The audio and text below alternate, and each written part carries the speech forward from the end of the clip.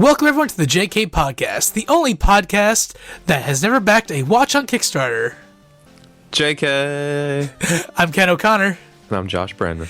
And we are recording currently on March 5th, 2016 at exactly 11:07 a.m.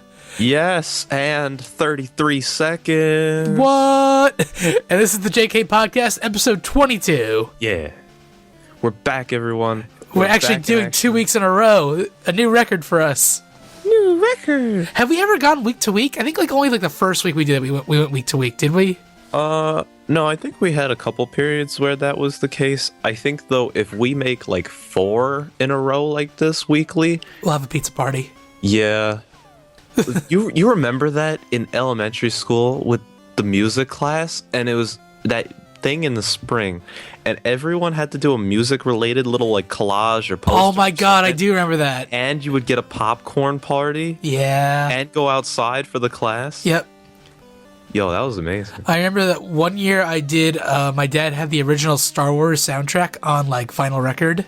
Yeah. So I brought it in, I taught what a record was, played it in class, stuff like that. Uh-huh. That was my one. And then another year I did the music of ABBA. Ah. And I sang Dancing Queen. Oh, dear God. I was little 10-year-old Kenneth. Well, that's at least better than mine. What was yours? Well, no, I mean, the first year I did some whole big collage something or other, and it was fun. But the second time, I think we only had 2 chances at it. So the second time, 4 people didn't do anything. So we didn't actually have one. Oh, what the fuck? I was like, you've got to be kidding me. Who did it? I want names. Yeah, I don't remember anymore, but I was actually upset. Anyway, okay. That's a big deal back in the day. When you're a little kid, you get oh, recess time, or oh, popcorn. That's a big deal. I know, and I love popcorn.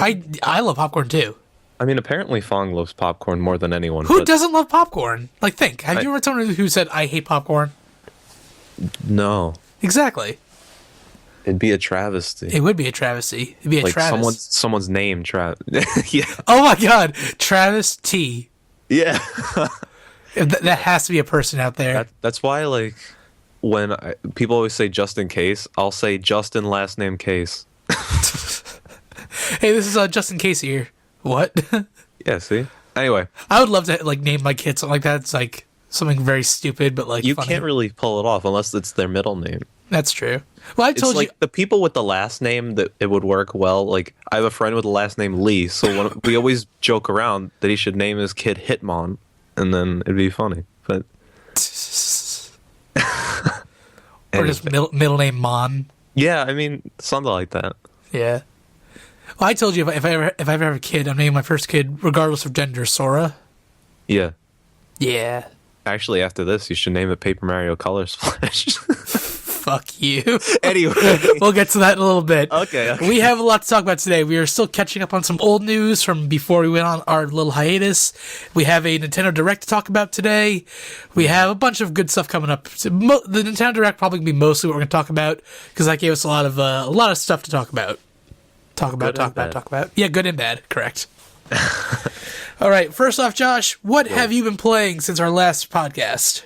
Yo, see, I wish I had more, but it's honestly been a really busy week for me. Yeah, same here. So I really haven't played too much differently. I mean, obviously League is in the question. It's never out of the question. Yeah. So League is always that thing. Now, to give minor update, I actually got back to the rank that I was a couple weeks ago. Except not technically with the amount of points, because once you get in the rank, then you earn points within there and then eventually move up. So technically I'm not at the points I started at before I lost a million, but I'm at the rank I am. So that's the equivalent of what's my score? 6. Ooh, how I need to pass? 6. Ooh, 100. What?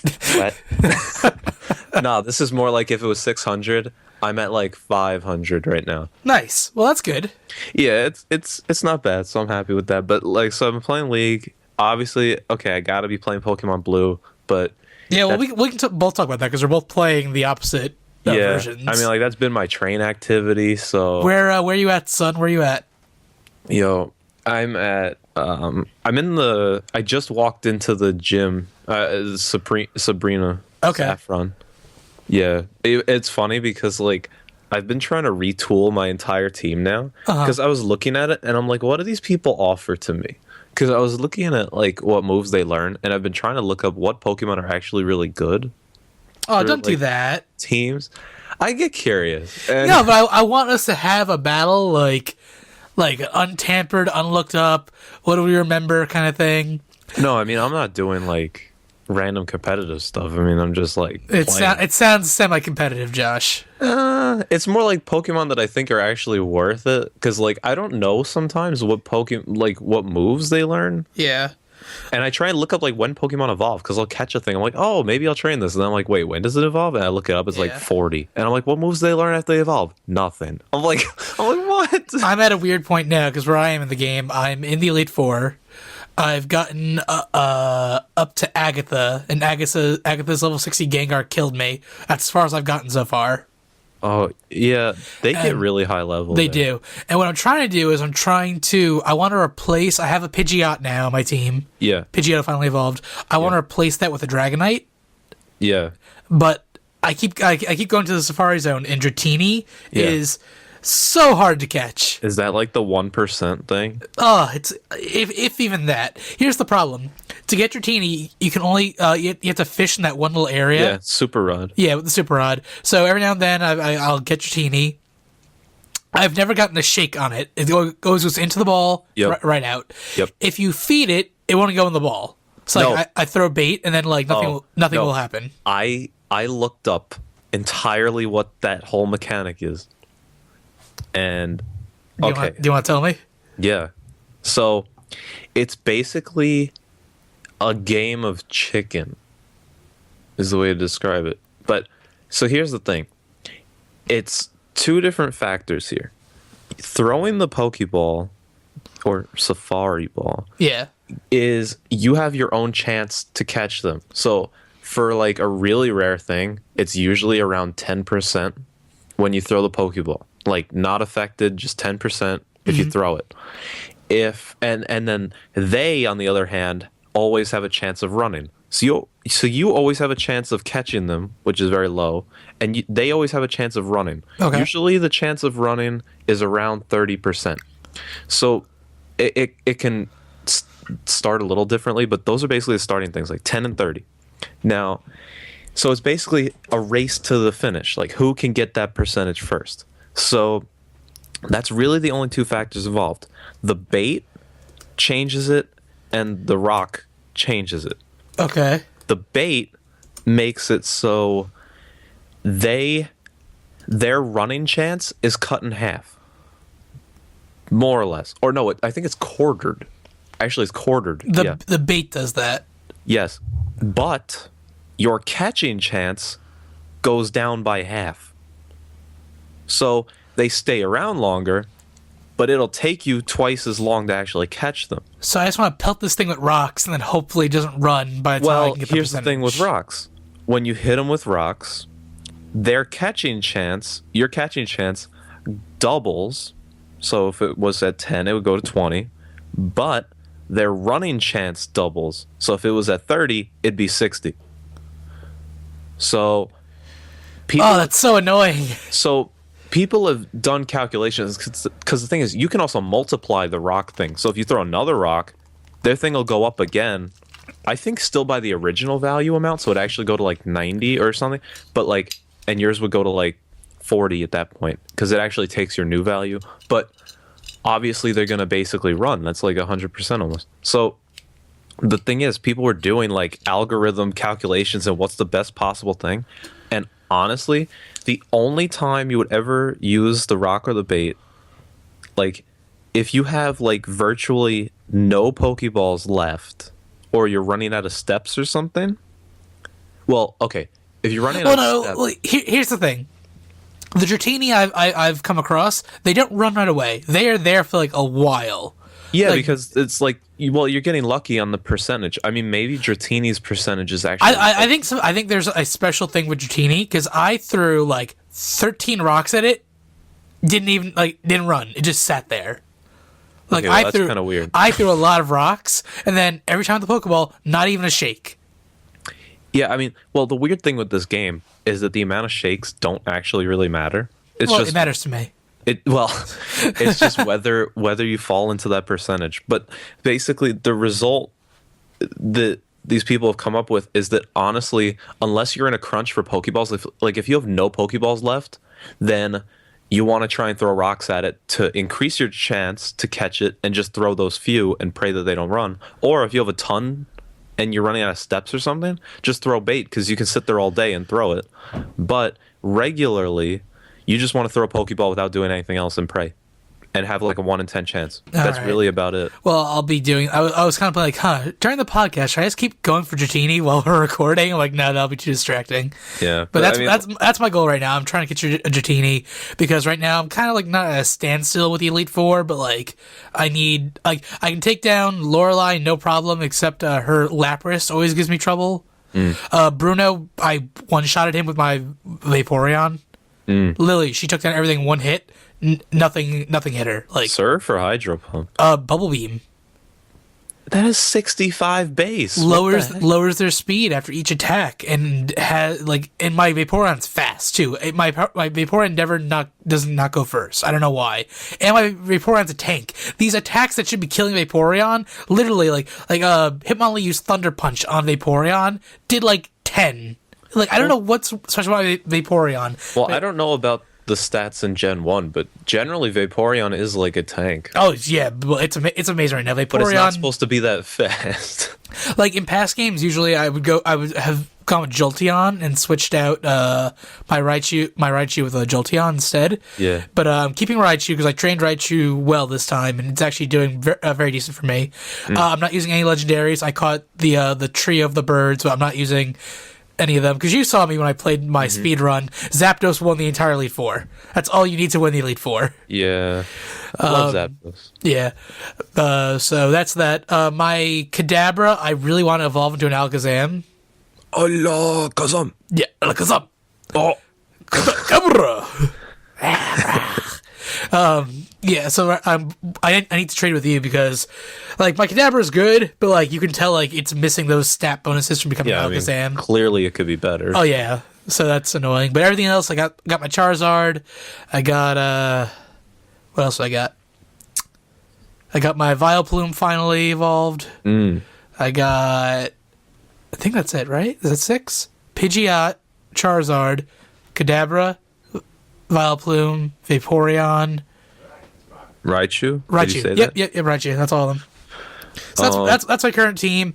It's that's impressive. Yeah, it's doing really well. I'm I'm surprised how well I'm doing at this. I'm using a fairly different strategy than I have when I played through these games originally. Yeah, and just having them portable and like play whenever I want. It's just, I don't know. I'm absolutely loving playing these old games. Yeah, I mean, I enjoy it. It's just right now I'm like in this really odd position of like I've been rethinking my entire team, and I'm like, I don't like my team at all. Yeah. So I'll warn you right now. Don't use experience share. Don't use it. Okay. It halves the experience, then shares that half to the team. So you're never gaining full experience per, like, if you're just battling Pokemon like in the wild, that's fine. Don't use it during trainer battles. Okay. I screwed up so bad. I used it during Sabrina's gym, and I swear I cheated myself out of like 12 levels at least. Yeah. It was really bad. But the thing is, at this point, like, literally the only Pokemon that I want to keep from my team right now is Hypno. So well, that's because Hypno's all psychic attacks are like a boss in this game. He is a god among men. Dude, my Kadabra has Psybeam, Psychic, Psywave, and like a physical attack. I forget what I gave it, but like it's like ridiculous. Yeah, the thing is, mine has like Psychic and Confusion. Oh, Confusion, that's what I got, yeah. But like, I'm trying to think of a way to optimize, because I was looking at like what moves he could even learn. I'm like, why does this guy never learn any moves? And he like only learns psychic moves, and that's it. I'm like, what am I supposed to do with this? So I have one strategy that I'm not telling you that I will try against you. Yeah. But it's funny because like I've been like favoring him so heavily right now. He's at like, I think level 50. Oh my god. And the rest of my team I'm just not using right now, and they're all around 38. What the fuck, Josh? Yeah, I need to get a new team. Yeah, you do. So I need to kind of think that over. Yeah. But Oh, so Yeah. the other night I was playing. I sent you a video. yeah. So I had just captured Articuno. Articuno gave me the hardest out of all three birds. Articuno, I had to keep resetting a couple times. Rossetti? Yes. I finally captured Articuno, and the only two Pokemon left on my team were my Vaporeon, which got frozen, and I had a Rhyhorn just with me to use Strength. Like, he's like my HM slave. He's the Bidoof before Bidoof. Exactly. And it's poetic to use Rhyhorn, which is one of the first Pokemon ever created and whatnot. But, He does learn Surf? yes, he does. Now, I got out of the Seafoam Islands, and I'm like, okay, I switched out my Pidgeotto at the time for my Rhyhorn, so I couldn't fly back to the islands. So like, okay, I'll just surf across and like, just do that. So as I'm surfing back to Cinnabar, I get into a trainer battle with a Shelder. Now, the game's AI knows that, what is it? Confuse Ray, or I forget which move it was. Confuse Ray is the best, no, it wasn't. Yeah, it was Confuse Ray. Supersonic. Supersonic, that's what it was. It's the best move to use against Vaporeon in that situation. Now, Josh, I don't know if you realize this, but in Gen 1 games, being frozen, you don't thaw out over time. Yeah, no, like it's the same thing with sleep. There's no limit. Like in the newer games, there's a limit of 3 turns. No. Sleep can. Here's the thing: sleep can wear off. Frozen does not.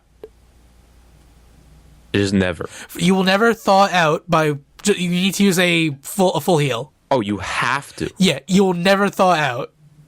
Oh, So here's my issue. that explains that. Up video. until this point, I was running away from all the encounters I had. Just run away. You can't run away from a trainer battle. So here I am with my Vaporeon and a Rhyhorn. Rhyhorn's like level 12. Like it's something I caught early on. Like it's just there for strength. So I realize, okay, my Vaporeon can't do anything. So I switch out to Rhyhorn. It gets one-shotted. I'm like, well, I go back to Vaporeon. The Shelter keeps using Supersonic. Now, Josh, also another thing. In Gen 1, the PP of trainers and wild Pokemon never hits 0. They will never run out of their move. They will never struggle. No, that's not true. No, it is. No, it's not. Yes, it is. I remember. I looked it up. No. Then what game was I doing it in? Maybe it was Gen 2. It was introduced in Gen 2 finally, yeah. Oh, because I remember I was facing one of the gym leaders and I was struggling so much that I literally was using Struggle and they were using Struggle. And so it was a gym fight and we were both using Struggle. It was that was introduced in Gen 2. So literally, I was in disbelief too because I'm like, there's no way, there's no way this is happening right now, and did I save after Articuno? Did I save after Articuno? Oh dear God! And I kept trying to think, did I? And it's finally after 10 minutes, I kept tapping it, come on, please unthaw, come on, help me here, and then realized that it would never happen. I turned off the game, turned it back on. I'd saved after Articuno. But I had to make my way out of Seafoam Islands, and if I ran to a trainer, I would oh crap, it's happening again. Oh my God. Yeah, so that was Gen 1 being a little douchey right there, but Yeah, I mean, I realized how annoying Gen 1 can be. And I'm like, I appreciate their changes so much more now. yeah, right? It's the little things that matter. Oh man, but yeah, so we're playing that, and actually, I will be seeing you today. Oh yeah, that's right. And we will be playing that stuff. Oh yeah, that's right. Yeah, so everyone, we will definitely have updated Pokemon news for you. So look for that. Coming this fall. All right. I think that's been what we've been pretty much playing this entire week. I think we're Yeah, both... because that's been my train activity. Yep, that's my lunch break activity. Yeah. Yeah. Even though, to be fair, I was on a little bit last night, and then I was adding someone, because then at the same time, I did a giveaway thing for Pokemon X. So then I was adding someone on my friends list, and then I saw you were on playing. And I was like, hey, Kenneth. Yeah, that's me. That's oh. Little giddy. Little giddy. Oh, Anyway. I missed that show. But yeah, I saw you on there. Yeah. As I collected my Perfect EV Rotom fan that I don't even need, but it was free. I'll take it. No. Oh, I like Rotom. But it's Rotom fan. I don't care. I still like Rotom. Oh. You know, actually, I've never actually transformed my Rotom ever because I just don't understand. And it never worked on my Platinum. Like, I went up to the machine, did everything, and it didn't change it. So the only way I've ever gotten changed Rotoms, aside from the one washing machine one that I did, everyone else is like just giving it to me in that form, and I just don't mess with it. Huh. Because I'm scared. I can't usually get it to work. No, it was really cool. I'm still getting followers and like messages from people from Pokemon Day from like the cards. Yeah. And I gave one girl a Rotom, and it's her absolute favorite Pokemon. And she's like, I don't like. I'm so like, thank you so much for giving my favorite Pokemon. Like, I love Rotom so much. That's really cool. Yeah. Very nice. Yeah. All right. There's One Piece stuff. There's no new One Piece yet that comes out tonight. Well, technically tomorrow, but tonight. Yeah. Now, here's the thing, Josh. This episode is supposed to cover 30 seconds, and the next episode is supposed to cover 30 seconds. I'm not joking. Is it? I didn't look at the preview. The next two episodes are covering 30 seconds each, so we will see the end of the Doflamingo fight, not tonight, but next week. It's basically confirmed. Unless they stray from what the manga did, we will see the end of the fight in the next episode. Are we watching it tonight? I'm gonna watch it tonight. Yeah, definitely. No, I mean if I'm there. Ooh. Domino's? Well, maybe. I don't know. Or pizza. I can do normal pizza. Yeah, I don't know about pizza. Domino's. I mean, I just pizza. Yeah, well, yeah, pizza. I want pizza. I want pizza too. Anyway. Pizza party! Woo! No, we didn't do 4 in a row yet, Josh. No, well, we're still getting pizza. That just means more pizza at that point. Exactly. But yeah, so One Piece, it's kind of depressing because I want this to end. Well, again, like they're doing. Doflamingo just doesn't die. They're doing they're doing a very good job. Though. Again, like I've read the manga now, so I'm very far ahead of you. Yeah. These chapters, they're basically doing one chapter an episode. Like they're doing like to a T. Each episode has been a chapter. Oh yeah, I mean, like I don't think that they're not doing a good job. It's just it takes so long. I know, but like literally, the manga gave them nothing to work with. It's like the last episode, like when they're pushing the barrier, like the birdcage, like keep it still. In manga where there's no moving pictures, it's very hard to like show like, oh, it's slowing down or oh, it's stopped because it's just a still image. So like the fact that they like they again like it doesn't stop in the manga like the way it did in the episode. They keep saying, "Oh, it's slowing down. Believe it. It's slowing down. Like we promise you." Like I felt like the anime made it much more impactful that they were actually doing something, which I appreciated. Okay, but it's been a while, man. Yeah, it's been over 2 years in Dressrosa now. Yeah, for like 3 days. Over a year. Well, apparently, from the beginning of the Dressrosa arc to the next arc, it's been 11 days.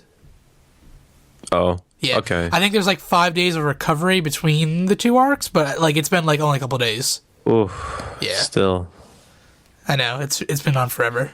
But yeah, so that's the one thing. If people want to get into One Piece, I don't recommend skipping any episode, but you really could skip episodes, I swear. You can and still be involved and know what's going on. Here's the thing: when I marathoned, when I marathoned 700 episodes in 7 weeks, like it became painfully obvious. Like, okay, this episode didn't start till 5 minutes in.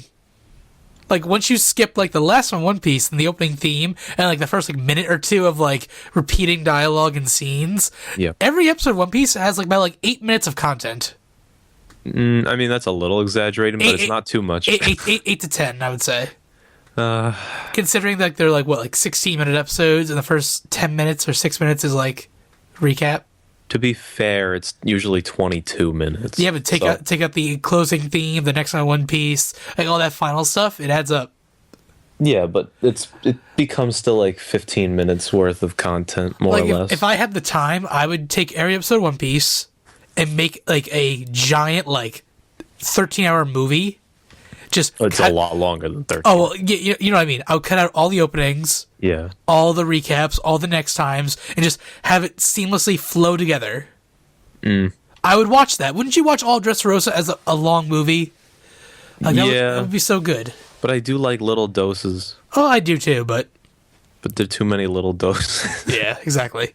It ever since like Luffy's like, I need 10 minutes to recharge my hockey. That's what broke me. Like, that's it. I'm done. I'm not waiting 10 more minutes, Luffy. You can't make me wait. Go into the manga. Oh God. Yeah, but yeah, we'll watch that tonight. I'm excited. Yeah. Yep. I want to see more of Viola and Rebecca. I very much enjoy their character design. And you have been serviced, and you are considered a fan. Is that what that means? What? No, I know what you're talking about. I guess, yeah. Yeah. But no Steven Universe or Adventure Time yet. Steven Universe is still doing that thing where it's like they do like chunks of Steven Universe. Like, that's even worse than One Piece. The fact that they give us 5 really good episodes and like we'll see you again later. Yeah, I don't get like that. We had it's Cartoon Network. Network Paying for the show. It's Cartoon Network. They're very bad with. I don't know what they're doing. They're bad. Yeah, but like we had Steven Universe back in October, and then it was gone until January. Then they gave us five episodes in a row in January, which were amazing episodes. We saw Yellow Diamond. That's when Peridot turned to their side and called Yellow Diamond a clod. Like, all that good stuff, and now we have had nothing since the beginning of January. Yeah, like, I'm gonna forget about it. You did forget it. Well, that's why I said, did you watch? Like, what? Like, yeah, see? Yeah. And too long. Adventure Time, I think they came back maybe this week, did they? I'm not entirely sure. I have the list right here. They come back today. Oh. Well, then we'll have stuff for you next week. Yeah, we'll have stuff for you next week. Yeah. Did you see the new Ghostbusters trailer, Josh? No, but I saw some people had very negative reviews. Oh, it is crap. What is going on nowadays with things? Why is it so bad? Okay, well, here's the thing. They're calling it a Ghostbusters reboot, where it's an all-female cast. With, like, Kristen Wiig and Melissa McCartney, like... No! Yep. I hate her. Oh, okay, well, you'll hate this movie then. Yeah, I'm just not gonna watch it. So it's 4 female comedians, and they're doing Ghostbusters. And it's not like they're not retelling the original movie. This is taking place 30 years after the last movie, which is correct for like the time frame, like when the last movie was and whatnot. And I have no problem with an all-female cast. That's not the problem at all. And like, you don't like Melissa McCartney, she's not my favorite, but she's funny in some of her minor roles. Like, when they give her own movie to be on her own, she's horrible. When she plays minor roles, I find her actually quite enjoyable. So in an ensemble cast like this, I don't mind that much. Okay. The problem is, if you watch the trailer, it seems like a parody of Ghostbusters.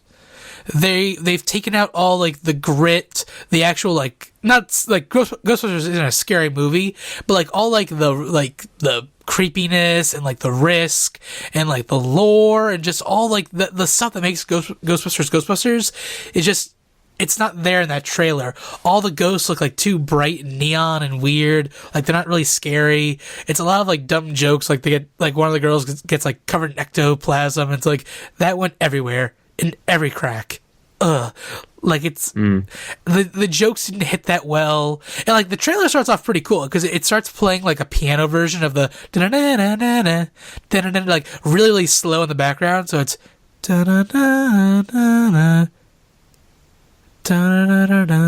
like really creepy and like they show off like the old firehouse and like the old proton packs. Like, it starts off really well, but then that trailer just goes like nowhere. So this is like a scary movie of Ghostbusters. Well, no, Ghostbusters by its very nature, it's never like a horror. It's not a horror movie. It's always I always call it like an adventure movie because like the problems in the movie. Like, have you seen Ghostbusters at all? No. Oh my god. I mean, I just generally know what it is and whatever, but like in the movies, there's always a real threat. Like, the world's always in like real danger, and the creatures themselves are always like, they will kill you. They will like it's like there's always that risk of danger. Where this makes you feel like, oh, they're just funny ghosty things. They go through walls, they spit goo on us. Like, it's not not scary. Yeah, so people are really upset with the trailer. It's getting downvoted everywhere. It's a very negative impression. One thing I did like, though, is someone on Reddit took the trailer and, like, re-edited the trailer, and it's the best trailer ever. Huh. Like, you watch that trailer the way it's re-edited, and it's like, yeah, I'm excited for that movie. But watching the full trailer, it's like, ugh.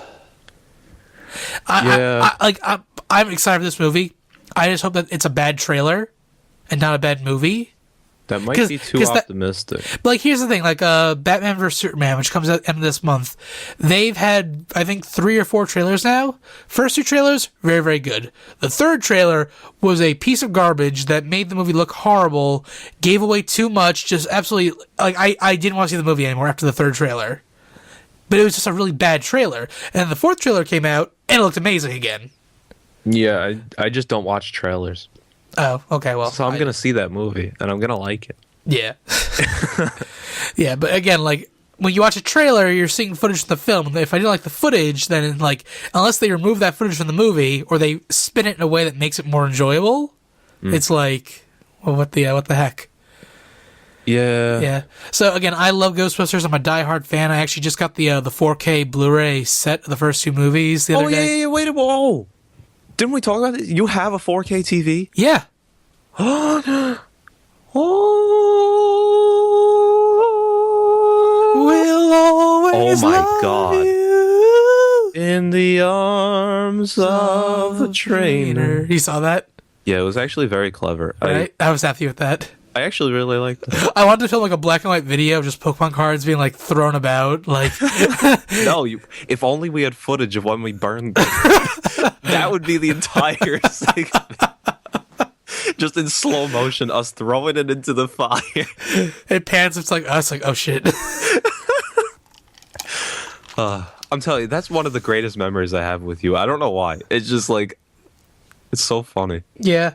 It's funny too. I was looking about how much those cards are worth now. And like, it's like 10 cents a card. It's like, yeah, we didn't really we didn't like lose anything that day. We got enjoyment out of that. It's true. It was more worth it.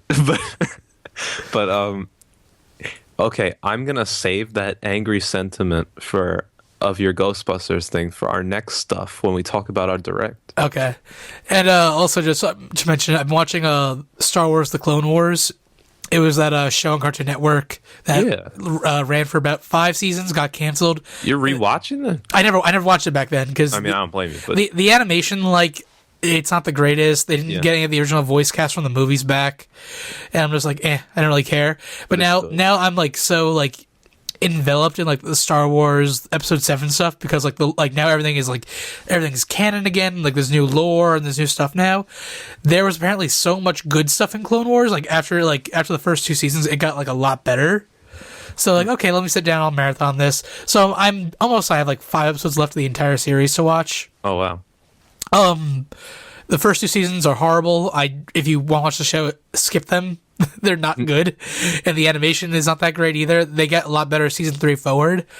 They add so much cool Star Wars. Like if you're a Star Wars fan, you need to watch season 3 onward in the show. They add a lot of cool stuff. Like have you seen all the movies, Josh? No, I've seen the first and second one, and then the third one I fell asleep. And then I never watched 4, 5, and 6 from the 70s or whatever. Okay. But you remember... And I haven't watched 7. Yeah. You remember Darth Maul from the first movie, right?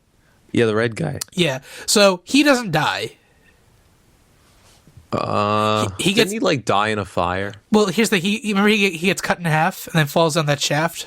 Yeah, I thought it was a fire. I don't know, the same thing. Well, yeah, he falls into a bottomless shaft. We don't see anything. Yeah, okay. He apparently survives that fall, and because when you get a slice of a lightsaber, it cauterizes your wound. So like his upper half, like was able to like he managed to make himself basically like think like a spider body out of like junk and wires and metal, and he attached like his torso onto that spider body. It's like some sort of Frieza thing, but he did it by himself. Yeah. And then like he got thrown to a junk planet and like he spent like 10 years like going crazy, like just cursing like Obi-Wan Kenobi's name, like I'll find you one day, yada yada. And then in the show we're introduced to he has a younger brother named Savage Opress who he looks just like Darth Maul except yellow and like really buff. He finds his brother on this planet, like helps him regain his sanity, gets him a new pair of actual legs, not like this like jank spider leg looking thing. Jank. And anyway, the two of them like travel like the galaxy, like fighting the Jedi. Like their story keeps going on. Like Darth Maul did not die in that first movie; it keeps going on. And at the end of the Clone Wars, the Emperor who's still the Chancellor at the time. Yeah. finds him like, you're no longer my apprentice. He kills his brother Savage Opress, and then like the last thing we see of him and Darth Maul is like, I have other plans for you, and then that's the last time we see Darth Maul in the show. And apparently the new Star Wars show Rebels, they're bringing Darth Maul back because Rebels is a sequel to the Clone Wars show that takes place between the third movie and the one from the 70s, the fourth movie. So Darth Maul is coming back in that show, which is awesome because Darth Maul is such a cool character to me. Who in the first movie doesn't do anything; he fights once and then dies. Yeah, that's all I know him. Yeah, so it's really cool to like watching this to get like, well, we know his backstory now, like what planet he came from, why he's a Sith, all this cool stuff. So I'm enjoying the Clone Wars again. It's almost over, and I'm gonna probably watch the new Star Wars show Rebels after this. But I highly recommend, if you're a Star Wars fan, go back and watch season 3 and onward. Interesting to know. Cool. Yeah. I wish I had some sort of show to talk about. Yeah, you've been busy this week. It's perfectly understandable. Yeah. Ugh. My God. Yeah, but okay. Cool stuffs. Very cool stuffs. All right. Well, let's move into the meat and potatoes. Yo. Aight, son. Well, first, do you want to mention Kickstarter first, or? Yeah. Go ahead. All right. So this is a new segment me and Josh are doing called the Kickstarter update. Though technically it might be spotty because it depends. Yeah, exactly. Yeah. But yeah, so time for the Kickstarter corner. Oh, that's so much better than update. Okay. With a K. Oh, you're actually up there. Okay.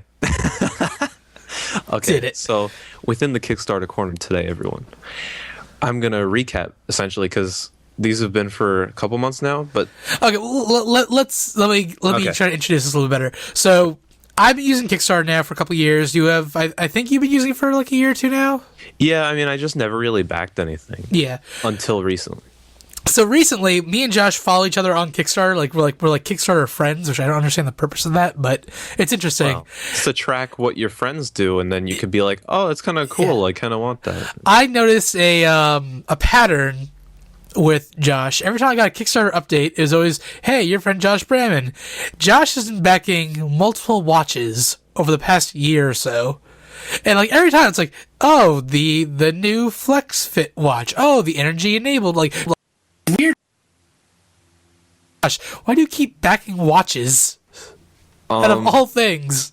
I like watches. I understand that, but how many watches does one man need? And what is so different about all these watches that require like, oh, a new one, ooh, a new one, ooh, a new one? Okay. Well, first of all, when you wear a watch, I mean, generally you try and have multiple so that like that's change it up. I understand that's like to match like outfits and whatnot. That's why like they're different bands for different occasions. And there's also the biggest thing with me is that with watches, you either have like really fancy ones or you have kind of casual ones or like sporty type ones.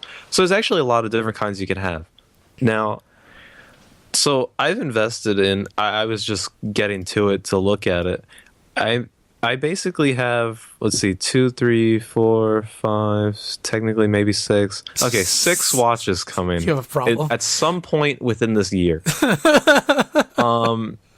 I like one of them, for example, it's a really fancy line, and I got 2 of those, and like these watches look really nice. One of them is like silver, and it has like even like, you know, the smaller ones in the middle where sometimes like the date or like a second hand and all that stuff like within the watch, right? Mm-hmm. This one also has the one with the moon cycle on it. I like that actually. So I thought that was really nice, and it's in a professional, clean looking silver one. And then as a second one from that one, I got a really nice looking black and gold one. Doesn't have the sun and moon thing, but it's black and gold. It has also the date, so you can see the day, whatever. So those are really nice. That's like more my fancy side. Then for also a fancy one, but it's like third party, like hipster style. It's this one watch where it's got, it's like, so you have the watch, but within there, it's not actually just like the time. They took that and only like shifted it to a small circle. Okay. The rest of the watch is only like decorative lines. But it just looks so bizarre because the actual watch is only a small circle within where the watch should actually be. So I don't know. It seems really third party. I like it. That's kind of cool. I'm a sucker for like design. Yeah, that's the thing. So it was like a really unique design. and it wasn't like that expensive because like if you want to buy like really top tier watches, like I do kind of want maybe a Rolex someday. That's like $8,000. Oh my god, I know. So like this unique one was like 90.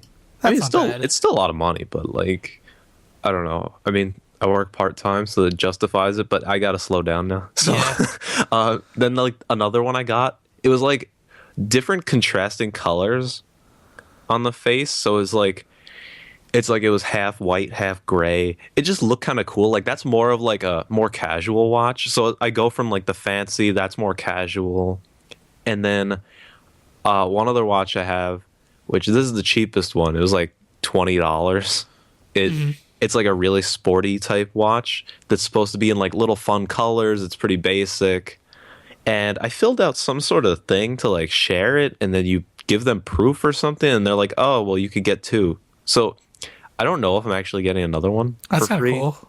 but at least I'm getting one. So it's like a sporty kind of thing. So yeah, I've been backing all these watches. Hopefully, I have like a nice little collection of things to wear. You know, You need like one of like those like watch stands to hang all your watches on. yeah, that would be interesting actually. Maybe it's on Kickstarter. No, but you know, it's funny though because when I back these things, I always go through this whole phase of like, do I need it? Do I want? Is it good enough? And I do a lot of stuff. But honestly, Kickstarter is a really cool place. They give you some nice benefits, some nice prices. Though you got to watch it because some people are like, well, this would be normally $300, but then you look at it and it's like it's not even gonna be. It doesn't look like it's worth that. Yeah, I know that. So you don't want to like sucker into that, but like Kickstarter's cool, man. Kickstarter's And very cool. you know, it's funny because I just applied to like leadership positions at my law journal thing. So actually, I'm doing interviews for that next week. But one of the positions is held by this one guy that I was talking to and got to know, and he all of a sudden we got started on Kickstarter stuff, and he backed like 80 things so far. He's been using Kickstarter for a while. He was one of the original people that backed the Pebble watch. Or oh my god, that's like the original Kickstarter. yeah. So I was like, hey, whoa. And so I told him about this thing called like the Backer Club. And it's supposedly this like sort of fancy little join-it kind of thing. I don't know how many projects you need to have backed, but if you back enough and you apply to this thing, give them your account name and whatever. I guess verify it somehow. But you get into this club to where whenever you pledge a certain amount on certain featured things that they have that they partner up with, you actually get bonus stuff. So like really, that's kind of cool. If there was like a level where you pledge $65 on something, that's like a regular thing, and you'd get whatever benefits you get. But if you're part of the Backers Club and you do that level that they have a deal with or whatever, you might get an extra. They might technically give you the perks of the next tier up for that price. So it can actually save you a lot of stuff if you're one of the people that invest a lot in these projects. So it was kind of a cool thing. I was telling him about it, and then I actually saw him. I think 2 days ago now. Yeah, and. Because I told him this like the week before, and I saw him. He's like, I joined that thing. I was like, oh, that's so cool. So I don't know. Kickstarter's pretty cool if you like that stuff and you do have some money to spend because it can get expensive. It can, yeah. So I gotta kind of back off now. Yeah. But yeah, so that's my Kickstarter update stuff. So tons of watches, but I'll be on the lookout because I look at all different stuff. Yeah, I'm very like I don't say frugal when it comes to Kickstarter, but I'm very like I really need to like either love the idea or want to be a part of it. For me to back something on Kickstarter. Like, the last thing that I currently backed is a game called Secret Hitler. Yeah. It's from the guy who made Cards Against Humanity. Yeah. And it's like, that game that I've played before, Werewolf? Yeah. It's very much like that. I mean, it's Mafia, right? Yeah, yeah, exactly. It's a Mafia-esque game, but it's a very fun twist on it, though, which I'm excited to play. And, like, it comes with, like, a pack of Cards Against Humanity cards called the Fascism Pack. So that's gonna be cool. It comes out a really nice wooden box at the tier level I got at. So I'm excited for that. I backed Ukulele last year, and I'm getting the alpha demo for that game. I think in the next like month or so. Oh, nice! And my name's gonna be in the credits for that, which is gonna be really cool. Nice. I did not. I wanted to back Shanti, half genie, half hero. No, I didn't back it, but I wanted to. I did not back Mighty Number 9. And I'm glad I didn't because that game it looks like crap right now. I told you I had originally backed that spinning top Yeah. I gave up on that. It's here's the thing. It was a spinning top made out of, I forget the name of the metal, but it was a really cool metal. And just the metal alone is what, like, oh, I want to own that. Yeah. And then, like, I kept thinking about, like, it's just a top. It's just a top. That's what I was saying. Yeah. So I canceled my pledge on that. Oh. Yeah. I mean, it's one of those things with, like, a top. Like, it's cool if you have, like, absolutely nothing better to do with your life. If I'm ever a big, like, CEO at, like, an office, I'll have that on my desk kind of thing. But, like, I just picture, like, you're going to spin it once and then never again. Yeah. And I'm like, yeah. So I backed it on that. But, yeah, I love Kickstarter. I'm actually looking at a lot of board games now on Kickstarter. I've been on a big board game kick lately. Oh, yeah, that's honestly how I started doing Kickstarter stuff, because my college friends and stuff, when I was in college, they would, like, one of them was really obsessed with buying games off Kickstarter. So we would always play, like, board games, like, every week at college. And we'd sometimes play, like, the Kickstarter one. So it was kind of cool. Yeah. So. Yeah, I mean, I think those are definitely worth looking into. I mean, they have so many things as a Kickstarter. It's ridiculous. They do. They even do, like, whole chairs and desks. So I was like, whoa. In fact, let's see what's good at Kickstarter right now. Let's see what's like. I mean, I usually check Kickstarter, like, daily. And there hasn't been too much, at least in the watch world. Let's go to games, see what's going on. There's been a couple of games. I mean, what's popular? We got great. We got Joking Hazard, which is a card game based off Cyanide and Happiness. That's cool. Yeah, but that's like really generic. Yeah. I feel like you're gonna back it. No. Yeah, nothing too exciting right now. It looks like. Yeah, I mean it ebbs and flows. You just got to keep looking back. Yeah. But yeah, Kickstarter's always great. That's our Kickstarter update. Me and Josh. If we it's our Kickstarter corner, man. That's right. I changed the. Okay. We're in the Kickstarter corner. So yeah, when we got updates for you, we will talk about them here. To you. Exactly. Yeah. All right. That's all. Now time for the meat potatoes. Yeah, boy. Nintendo surprised us with a Nintendo Direct on March 3rd, a week after their Pokemon Direct. Yeah, it was actually very underwhelming in the sense that, first of all, it was done by Bill Trinen. You just don't like Bill Trinen. Yeah, I know. So once I saw that, I'm like, all right, this can't be that good. Because first of all, if it was good, they would have had Reggie or something. Yeah, there was no Reggie. I was very surprised with that. So that made it seem like, you know what, this might be decent, but it's not like the thing of the year. Yeah. Which, I mean, that makes sense because E3 eventually. But I don't know, man. Let's guess we'll go through our list. Let's go down the list of like things that were new and noteworthy to us. They started off with really pressing Star Fox Zero. Yeah, I'm not sold. I never liked those games. Never played them. I played them like once. I don't even remember. I played the original. Okay. I played the N64 game. Sure. I played the N64 remake for the 3DS because that was like the first 3DS game that came out. Mm-hmm. And that's all I've played. And I'm a big fan of Crystal from Star Fox Adventures, I think it's called. That game is horrible, but she's an awesome character who should have been in Smash. I don't understand why she was not in Smash, but. But yeah, the game here's the thing. It looks like an HD remake of the N64 game, like to a T. Like they're showing like, oh, here's the branching path. Oh, here's like this, here's that. Like it looks so similar, which is not a bad thing because like I like that game. It's like, okay, give me more of that game. And there are new game modes and new ways to play, new controls. Like everything about it is new and fresh. Just it looks so much like the original game. Yeah, I don't know. It doesn't look appealing to me. I just think that I'm gonna play through it once, beat it in 20 minutes, and then like, okay, cool. But what's the point then? I don't know. Don't pay for it. Well, just don't. But you know, okay. But there's this one really funny YouTuber, which I think you would actually find funny, even though you don't play League. He does League stuff, but it's really funny. And he'll be like, you know, because there's different people you could play in League, like champions they call it. So he made like a video of like top 5 champions you should not play at this certain level of like the game. And his line was like, just don't. He like throws up his hands, just don't. It's great. I love using that line. Though. But anyway, yeah, I mean, just don't buy it. Like, I don't see the point. But like Miyamoto's there, and he's pouring his heart and soul, saying like how he worked in this game. I mean, obviously, he poured it wrong. And like, and like it was delayed for a reason. I'm sure they fixed things with the delay. It looked really good, and I'm gonna get it. Like, I have to get it. I mean, I'll try it on yours, but I'm not buying it. Fair enough. I don't know, man.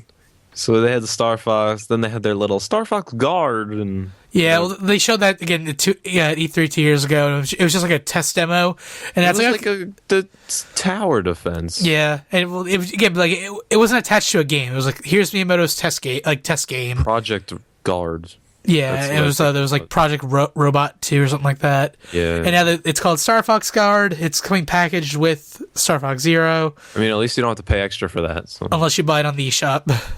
Oh, true. Well, if you buy them both together, it's the same price. But if you buy them separately each time, it costs more. So like they were talking about like, who's the idiot that's going to buy Star Fox Guard and not Star Fox Zero, and then realize it costed more when he bought them separately. I mean, technically, if I was to buy anything, I'd probably only buy that guard thing. Fair enough. I don't know, man. Yeah, but that's coming out in like what, a month now? Yeah, in a month. I don't even care. Something like that. Yeah. Then we had of course the mention, right? The Twilight Princess. Yep, that came out at the time. Yesterday. It came out yesterday. I actually have it right here with me on my desk. You know, I actually have it myself. Oh, well then. I forgot that I got it. Amazon? Yeah. Yeah. because I did that thing when you told me. And dude, I was that just, pre-order thing is so good. Doing it. And I was like, I don't even know if I want this, but hey, I get 20% off. Yeah. And then I didn't remember when it was actually coming out. And I woke up yesterday and they were like, your order is shipped or your order has arrived. Yeah, both of those. And then like I actually heard a thing at the door. And I was like, oh. And then I got it. I was like, oh, I ordered this. Yeah. Okay. Yeah, so in the video they showed off like the final like all the functionality. They showed the amiibo support we talked about, where like if you tap Zelda, you get your hearts refilled. Tapping Link, get your arrows refilled. So cheap. Though. Only works once a day though. I'm not even gonna do it. Neither am I. The only one I might do is if you tap the Ganon amiibo, the game becomes a lot harder. Enemies hit harder and take more damage. Okay, I mean, I can hardly beat a Zelda game, so I'm not gonna do that. Like that'll be fun, like if you want to like do like hard mode. But there already is a hard mode in the game too. There's normal mode and then hero mode. Where in hero mode, enemies don't drop hearts. Oh, so you're kind of screwed. Interesting.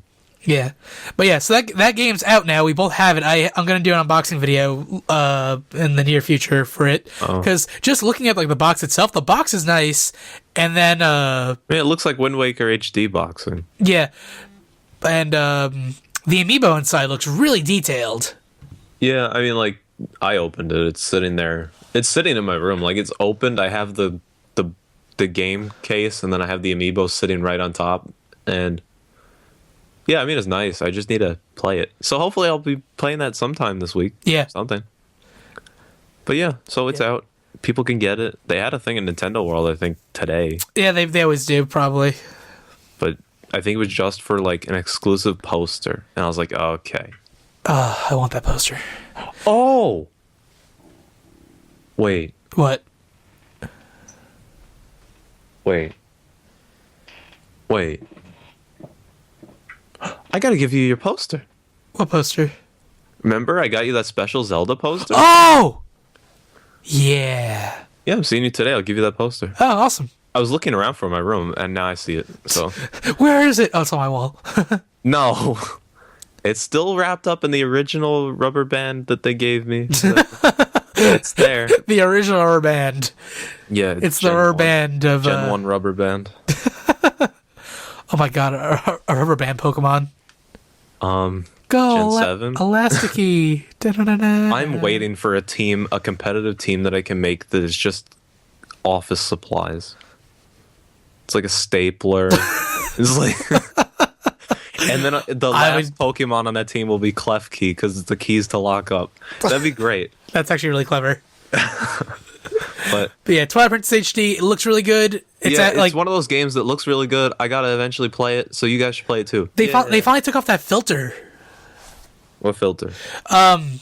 Back when it came out for Wii and GameCube, to like cover up the fact that the Wii and the GameCube weren't the most powerful, there's a filter of the entire game. It's like a weird, like hazy Twilight filter. Oh, I thought that was just part of their thing. It was, but like they did it to like cover up like any kind of like, oh, why doesn't this look that good? It's kind of like it just makes it look a little bit better. Oh, they did a good job. In the HD version, they took away that filter, and you can see like everything looks so much clearer, and the models look really good. Like it looks really impressive. Yeah, so we gotta break that out, man. Yeah, I wanna stream it. I think I don't know. I'm gonna throw a fit about streaming it and something copyright. Something. No, Nintendo probably, but like I'm telling you, there's a point where the viewership and everything else means more. Yeah, I've come to that point. I'm there now. Now, does that also mean Twitch? No, because if it's copyright and you want to make the best of it, Twitch would still be the better place. I might switch to Twitch. I don't know. Because actually, they announced it for League at least, or they've been talking about it really a lot recently. When I've been watching some League stuff, there's a new software, I think, or they rebooted it or something, where to save like highlights of the broadcast and whatnot, it's actually easier. It's some program. I can look into it if you want, because that's. Oh no, I know all that. I like keeping everything in my YouTube ecosystem. I know, but like I know. I'm like really more than anything. I'm waiting for YouTube Gaming to like update a little bit. They're not doing. They haven't updated since. Really, you know what you should do? You should do Twitch until they update it, and then you're like, okay, guys, I'm going back to that. That's better. You know. I probably will do that actually. That makes more sense. Yeah. It's more efficient. I got to experiment because when I was doing some Twitch stuff earlier on, I didn't like the interface that great. Yeah. And then like YouTube Gaming was a lot easier for me to use. So I'm like, okay, I'll do this instead. But we'll see. I got to experiment. Maybe we'll test that out today. Maybe. Okay. I mean, I can help. I've never actually streamed on Twitch before, but obviously I watch a ton of streams, so I know how the stuff works. Yeah, I can help you with it. I'll be a moderator like I was on the other one. Yeah. It's all good. Make fancy graphics, have your little thing down there. Yeah, it'll be fun. But yeah, so Twilight Princess. Yep. You know. I'm very excited to play that. But now, oh no. Okay, technically on our list, we also have that they're coming out with Splatoon and Mario Maker updates. Yep. Now, you can speak to the Mario Maker ones. I'll speak to the Splatoon ones. Well, it's just with Splatoon, it's interesting because they said that they weren't doing any more Splatoon updates, and like, you know what, we're doing more anyway. That's what I was gonna say. Man, you took all. Man. Well, basically, for Splatoon, they're coming out with like new weapon combinations, and they're like, hey, and like some new mode, I think, or something, some new Splatfest stuff. I mean. It is what it is. It's not bad. It's just the problem is I have so many other things to play that like I haven't played it, but it's there. You can play it. It's a great game. Mm-hmm. So, and they mentioned like they're taking like moves that people haven't used in a while and making them better. The underappreciated stuff. But the reason why they're underappreciated because they weren't good. Oh, exactly. And now they're going to be. Well, I don't know if they're still going to be any good. You still got to really test. Oh yeah, but it's nice seeing Nintendo like paying attention to that stuff. Well. I'll get to that. Okay. Speak to the Mario Maker update. Mario Maker update. Just more new stuff to play with. They added keys and key doors. So now, like before, like people have like found ways like making levels how to like make a system that works like this, but just giving you the actual like key in a door thing now is just a lot easier to do. And they keep updating this game. Like they added the clown car with the fire breathing a couple months ago. Like that's really helpful for like shooting levels. Like they just keep adding to this game, and it keeps getting better and better. Yeah, right? I mean, I like that they've been on this trend of actually caring about their stuff. Yeah, it's like, refreshing. They're doing this thing where they're making platforms and they're building upon the platforms. Like, though I do think that their initial platform should be more developed in the first place. But well, Mario Maker when it first came out, I did not think we'd get the kind of updates we're getting now. I thought it was Mario Maker came out and then that was it. Yeah, but I'm saying their starting position should have been more. For what? I don't know. I feel like Nintendo gets too complacent now. Well, here's the thing. I agree for Splatoon because Splatoon only had 2 maps. Like when that came out, it's like okay, something's not right here. Mario Maker to me was a full game. Like I was more than satisfied with Mario Maker. True. Pokken Tournament, which we'll talk about in a little bit. Like they've announced they're gonna do DLC characters down the line. Yeah. Like that's great. They're building upon things. Yep. Smash Bros was a full game when it came out, and they gave us 7 DLC characters. That's awesome. Which I have refused to buy because I just don't play it enough. We'll talk about that in a little bit. Yeah. But it's great seeing these games get updates. Like they're gonna be like more amiibo costumes, more everything. Like the Wolf Link amiibo we got now, you can use a Mario Maker. You can play as Midna and Wolf Link. That's awesome. Ooh. All right. I'll introduce this. Okay, go ahead. Paper Mario Color Splash. Now, it is cut from the same cloth as Sticker Star. Fuck this game. Yeah. I watched the trailer. Like, the graphics look beautiful. Not gonna lie. The concept is horrendous. Oh, the graphics look beautiful. An HD Paper Mario is all we've ever wanted. The paper is so crisp. It is. It's perfect. But here's the thing. It's dumb. Now, here's the thing. It has gotten to the point, because you were saying, oh, Nintendo listens, whatever. It's gotten to the point that literally I found this just before we started, and I was saving this till now. I can link you to this. Actually, I will link you. Link me. I will link you right now. Link me, Joshy, one more time. I'm assuming you will start. You will do it right now. There is a petition created. Signing up. Yeah, there's a petition created that basically says they don't want this game. Cancel it now. And apparently people are petitioning this and sending it to Nintendo. In all fairness, this is the exact same thing they did when that new Metroid Prime crap thing came out. Okay, now here's the thing. I've talked many times on the show why I hate Sticker Star and yada yada. It looks a lot like Sticker Star. Yep. The gameplay, like the graphics and everything like that, looks beautiful. Like the little town they show in the video, it reminded me a lot of Rogueport from Thousand Year Door first. I'm like, oh, is this, like, and we've had rumors for months that they're doing a Paper Mario for Wii U. This has been rumored for months. Yep. They've moved away. Like they said this in interviews. Like the first Paper Mario games are like full like RPG games, where ever since Super Paper Mario and even Sticker Star, those are adventure games with RPG elements. They are not to be treated as turn-based RPGs. That's not how they're treated as. This entire game, the concept is you're filling the world with color, which, okay, that's a kind of cool concept for a Paper Mario game. But just looking at it, there are no partners following you, just like in Sticker Star. We see one guy who looks like a bucket of paint, who I'm assuming is like the little crystal crown from like Sticker Star equivalent. The battle system is that weird askew angle again. You don't have attacks, you collect cards, and then you paint the cards the way you want. So if you see an enemy who's like blue, and he's weak to a red card, you need to paint the jump card red, and then jump on him. But you can run out of jump cards if you're not collecting things enough. When you have limited, like limited resources of your attacks, it's the worst thing. They showed the map system, which it's level based. So go to 1-1, go battle an enemy there. Like that's the way it's built. It's not a full world to explore.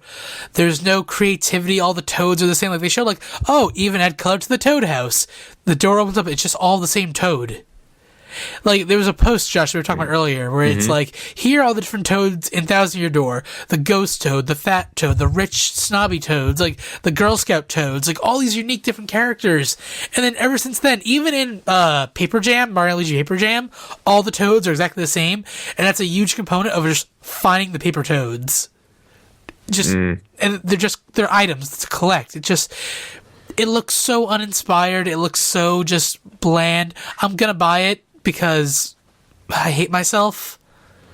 I'm not buying it. I mean, it's paper. I gotta. Like, here's the thing. But it's not Paper Mario. I know it's not. It's the same company that did Thousand Year Door. It's the same company that did Sticker Star. They don't understand anymore. They don't. They really don't understand what people actually want. They don't. And like in the Direct, they push pushed so many good JRPGs, like Bravely Second, other JRPGs they showed. They keep showing all these great JRPGs. Like, Bill Trent, I think like 1,000 times that this will satisfy your JRPG sweet tooth, or like full of juicy JRPG action, like all this like stuff like that. Give us a good Paper Mario RPG. Don't water it down. It looks like an iPhone game. Pay 10 cents for a jump card. Oh, another 10 cents to color it red. Okay, play tomorrow. Wait 24 hours for your hammer to recharge. Like, it looks so dumb. It looks horrible. Yeah, This is my favorite franchise. It has so much promise. I love the first two games, and why can't they capture that? Even make a remake of, like, there was a rumor for a while that Thousand Year Door would be remade for the 3DS. I'd buy 12 copies. Okay, I actually would not be that happy with that. Why? Because I already played it and I beat it, and it was a good game. Like, it's different. If they remake Pokemon, you have a whole team, you could do whatever. Like, that's just like play through the story, collect the stuff, you're done. That's true, but just having that at a handheld element adds so much more to me. Like, it's funny when Animal Crossing New World, what was it called? New World? New Leaf? No, the one for the DS, Wild World. Yeah. When that came out, I played so much Animal Crossing, and then the Wii version came out, and like, oh, I have to sit in one room. Oh, I know. And like, I can't play in the car, and I didn't play that game at all. I played like for a day, and then stopped, because handheld stuff makes so much of a difference. It does. And like, again, like, I've played through Thousand Year Door a bunch of times, and the first one a bunch of times. But if they remake it for Wii U, it's not portable. It's not. So I'd rather a 3DS remake. That was the rumor, the 3DS, not the Wii U. Okay. Yeah, it was Paper Mario Thousand Year Door 3D. That was the rumor. And use the crispness of this new engine, because the engine looks great. Again, Sticker Star, the elements look good. Like, the assets of that game look fantastic. The game itself is crap. Yeah. So don't fall for the same trick again. Don't buy it. I'm gonna wait to see more. And everyone should sign up for the petition to cancel Paper Mario Color Splash. Yeah. Because it's bad. Like, even the name. Like, Sticker Star, Color Splash. I mean, I could deal with it. Thousand Year Door sounds epic. This sounds like this door that's like 1,000 years old. What could be behind that door? We don't know. Probably a 1,000-year-old dead guy that was trapped. It was. Except it was a witch. True. But like, I don't know. It's just a dumb game. Don't buy it. The trailer looked okay, but the concept dumb. And the fact that they didn't like give it any pomp and circumstance too. Ooh, like, very nice usage of the term. Thank you. Like, a new Paper Mario game for Wii U, that should be big news. That should be really big news. Yep. Bill Trent just like, oh, here's a game we haven't announced yet, Color Splash, and then he moved on. I expect that to be a whole event. That's a game you announce at E3 and make it a big deal.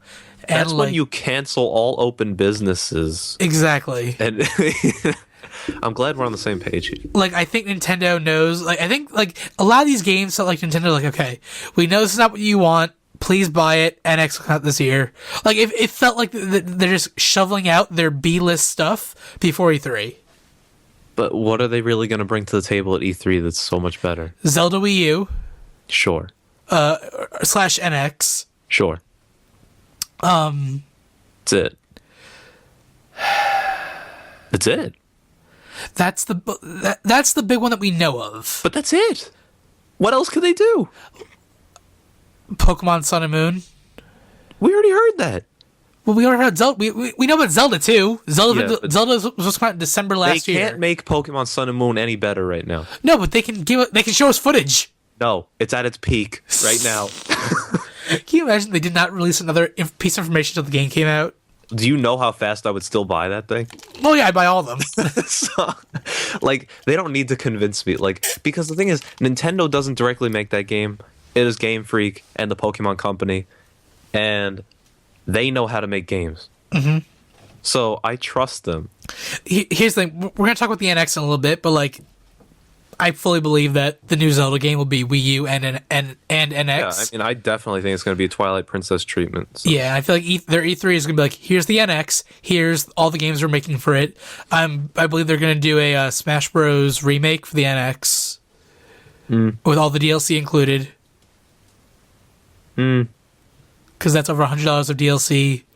package into the game, make it $60. It's a hard thing getting people to buy a game twice. But like for you have not bought any of the DLC. Mm-hmm. If you bought an NX, you would buy that, right? I think maybe all the DLC. If it runs Wii U games though. Yeah, the backwards compatible. Like honestly, at this point, I'd be more than okay if they said the NX will not be backwards compatible. Really? Because I think the backwards compatibility always holds them back a little bit. I guess. Like, I think they're just holding back themselves. Like that's really what it comes down to. That's the thing. Like to make the Wii U, they had to put a Wii operating system on the Wii U to play Wii games. But so the Wii U is using its power to emulate a Wii. I feel like they could have done so much better of a job. How though?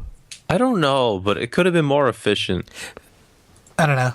Like, for Wii and GameCube, it made sense because the Wii was not a big jump up from GameCube graphic-wise. It was still in the same kind of aspect. The Wii U, which boasted being a 1080p, 60 frames per second, like, console, it should have just let the Wii behind, I think. As everyone would be mad about that, and they called it the Wii U, so they honestly, they couldn't, because, like, I bought a Wii U and it's not playing Wii stuff, what the fuck? Like, I really think Nintendo needs to go full-on, like clean slate, powerful console. Well, okay, we're going off topic a little bit. We'll get back to this when we talk about the NX, but yeah. All right, but that's Color Splash. Don't buy it. Here's something that was actually kind of cool. SNES games coming to the new 3DS. It's okay. It's about time. Yeah. Well, I got nothing to say on it. I think up to this point, the only games exclusive to the new 3DS were Xenoblade and Binding of Isaac. Yeah, but like, dude, the fact that I can play Earthbound, yeah, like handheld Earthbound, yeah, like I'll play through that game finally. But I already bought it. Did you beat it? No, but I don't want to buy it again. Man, I don't know. The games are gonna be about $10 to $12 each. Ugh. They're going to be in perfect pixel mode, so they're going to look like really, really good on the 3DS. So I'm very happy about that. They showed Donkey Kong Country 1 and 2. Like, Donkey Kong Country 1 and 2 and Earthbound, like, those are the three that I'm like, oh yeah, day one, absolutely.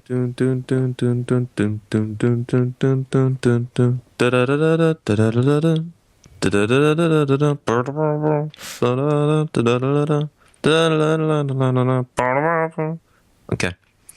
So, yeah, so they're coming to 3DS. Have fun with that. We got Kirby. We have Kirby and a robot. Kirby Planet Robobot. And it's for the Wii U. 3DS. And it is using the same Triple Deluxe engine. It's for the 3DS, Josh, not the Wii U. Whatever. And it comes with Amiibo. Yep, they're releasing 4 new Amiibo. Kirby, Dedede, Meta Knight, and Waddle Dee. The coolest thing is the blue base to the Amiibo. Well, that's the thing. Mario had the red base. All the Smash ones have the gold and black one. The Splatoon ones had the paint. Animal Crossing has the brown and green, like the grass. And Wolf Link Amiibo has a whole terrain. Yeah, that matches a giant statue in game, apparently. Oh, yeah. Interesting. So more Amiibo. Like, I'm actually like the entire direct. I was like having my fingers crossed. Like, please don't make every other word Amiibo, because like I love the Amiibo. Just it's still so much to collect. So I was rather relieved they didn't announce anything new with Amiibo except the Kirby ones, which they all look super cute except Dedede. He looks derpy. Herpaderp, King Derpaderp. Yeah, but like, I mean, the game looks like a Kirby game. So if you like Kirby games, then buy it. Yeah, again, like I wish it was using the Triple Deluxe engine. That was not a bad engine. It just I wish they like do something a little bit new, but it makes sense. This again, this is what I'm talking about, like B-list stuff. It's very easy to take an old engine, add a new feature, like he can do mechs, he can do like robots and mechs now, and then ship it out on the 3DS for some extra cash. That's not hard to do, really. Yeah. But you know Nintendo, you gotta cut corners, cut costs, man. Come on. I swear that's what they do. They're finally making a profit after like years of no profit, so... Are they officially making a profit? Yep, as of last year they made a profit. Wow. Yeah. They're not going to go bankrupt. Yep. Interesting. But yeah, so it's out there. It's a game. You should buy it if you like it. Yeah. If not, you won't lose sleep over it. It was weird too, 'cause, like that's how they ended off their direct too. Like, oh, we have one more surprise. Here's a Kirby game. Same engine. As everyone goes wild. Thanks. like all these titles are released, most of them are like coming out like in terms of Twilight Princess coming out today, or like coming out in the next couple days, or coming out spring into early summer. Like this is to get us through to E3 for the most part. I just don't see what's going to be that great at E3. But I have such high. They're launching a new.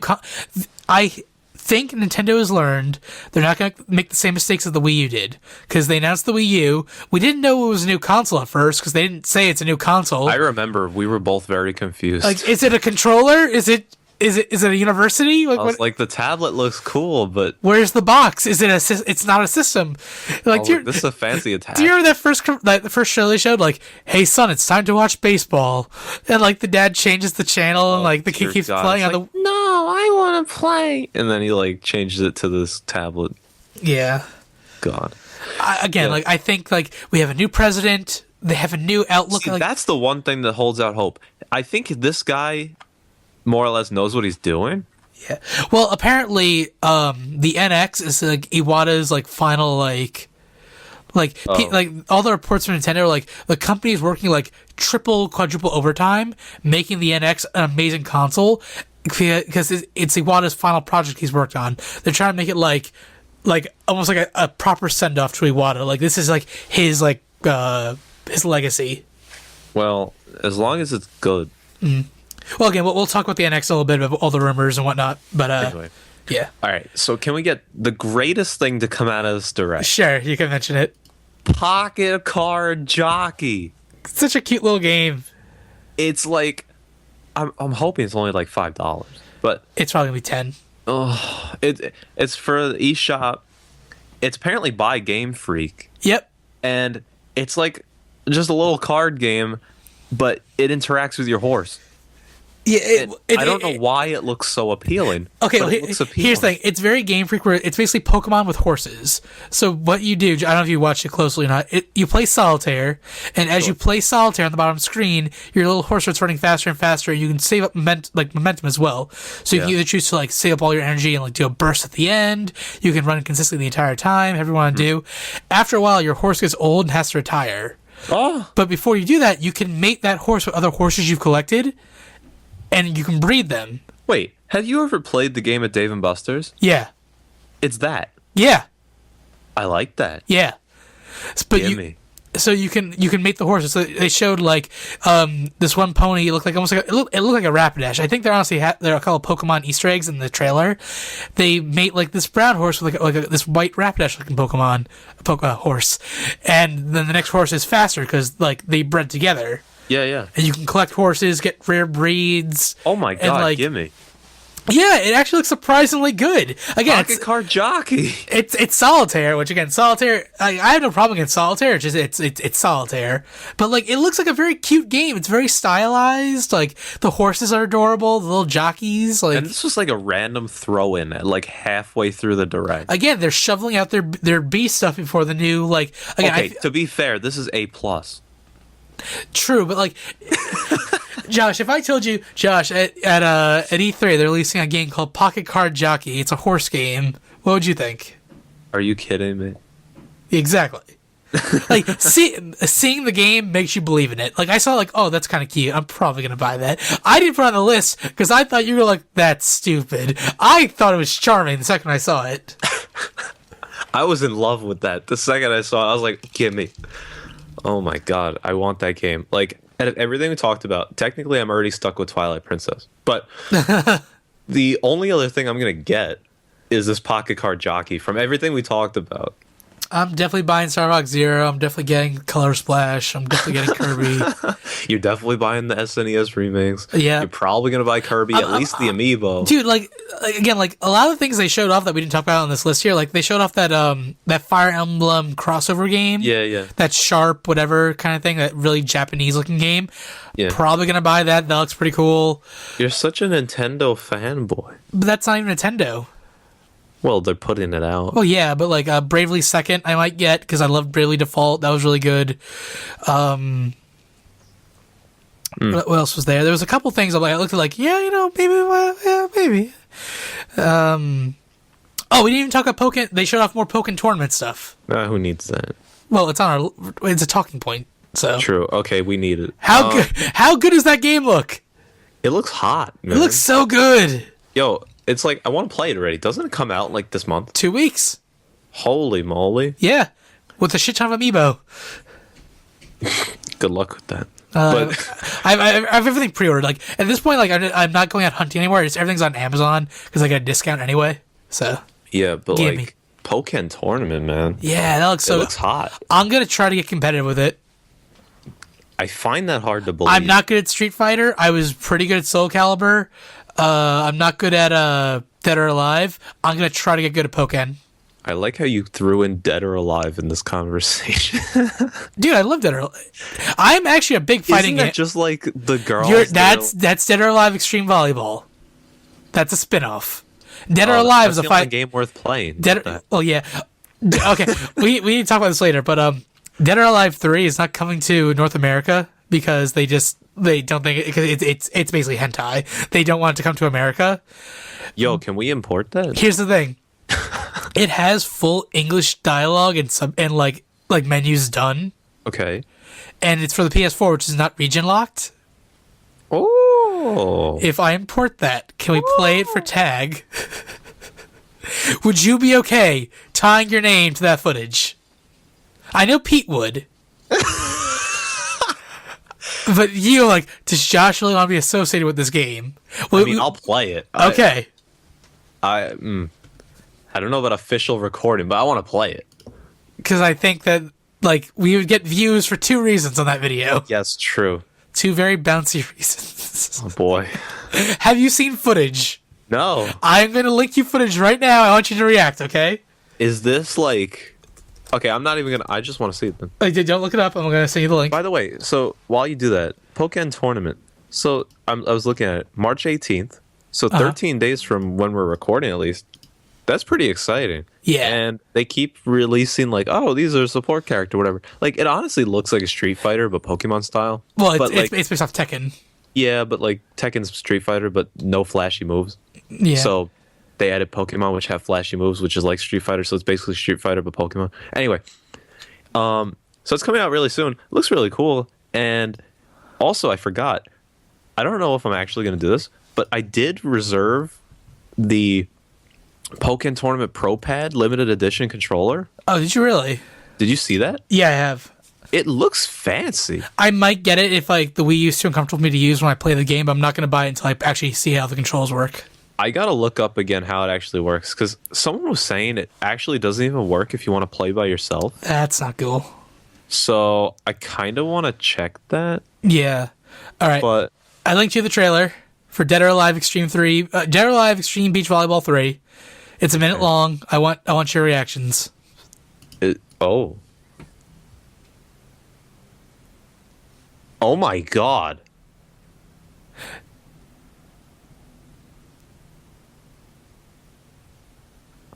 Wow.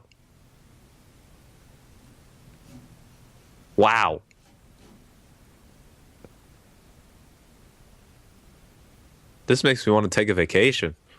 To Japan. No, I just mean anywhere. Oh my god. I never knew hopping across blocks shaped like PlayStation 4 controls was so appealing.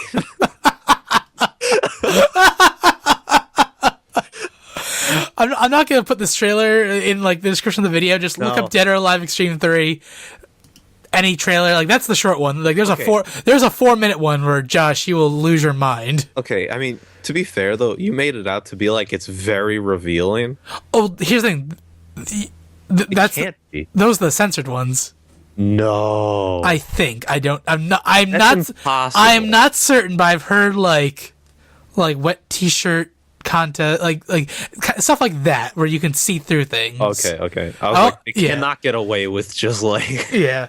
But Okay. I've been debating importing that game for months in my mind. I'm like, You should. Wait, you're saying that's out? no, it's not out yet. It's out. Oh, wait, when is it out? Let me check. Well, okay, so the top comment on that video is a guy saying, maybe I need a PS4. That has over 300 likes on that comment. Oh my god, it's out in 2 weeks. Hey! March 24th. Pokemon Tournament. Oh, wait, well, 3 weeks technically, but Holy moly. all right, I'm gonna order it now. Yeah, let's, yeah. Anyway. So we got the Pokemon Tournament. Yeah, I so gotta check on the that game controller. looks so good. Again, a lot of information is coming out now about it. If the controller is actually pretty decent, people should look into it. Because, Yeah. like, it looks nice, at least. I'll give them that, so I got interested. But, yeah, Pokemon Tournament, I mean, it's Pokemon, so everyone loves Pokemon. And then they combine, like, a fighting game. Everyone loves fighting games. And then it looks nice with, like, actual great graphics. And you can Mega Evolve. And the Pikachu is Lucha Libre. So, Yeah, well, there's normal Pikachu and Lucha Libre Pikachu, oh. Well, oh well. and But, there's Shadow Mewtwo. So if you buy the game when it first comes out, it comes with the Shadow Mewtwo amiibo card that unlocks Shadow Mewtwo right away for you. yeah, buddy. So, Oof, it's cool. Look out for it. March 18th. Yeah. Yeah. And what else we got, Kenneth? What else we got here? I mean, the rest is kind of we've been talking about. Yeah, we mentioned a bunch of all the Smash DLC is now out. They officially said there's no more Smash DLC. Yeah, so I mean, like, I said I really haven't bought any of it. I got the Mewtwo for free on the Wii U, and I got it for free on the 3DS, but I forgot to use the code in time, so I don't actually have it on 3DS, but I have it on the Wii U. But I haven't bought any of the new things. I know, like, Bayonetta came out. So happy about that. I love Bayonetta. It's fun. She's fun. Oh, she's so much fun. She may be my new main. Interesting. Yeah. Okay. Her. Yeah, I don't know why. I think due to the lack of like constantly being around to like fight against people and play and whatnot, like my interest in the game has dropped significantly. Just because I don't find too much enjoyment in that type of game playing by myself. Well, that's it. I play pretty much every day at work. So. See, it's interesting how you could pull it off at work, Lunch break but like to have it set up. on my 3DS. Oh. The skills transfer. I don't use the GameCube controller. I use the. You use the controller I use the hookup? Wii U gamepad or the 3DS controller. So like it's the same exact. I'm used to that moveset by now. Okay. Well, yeah, I don't know. I mean, it's there. Yeah, but yeah, Bayonetta. I'm very happy she's in the game. She in no way should be the fan pick character.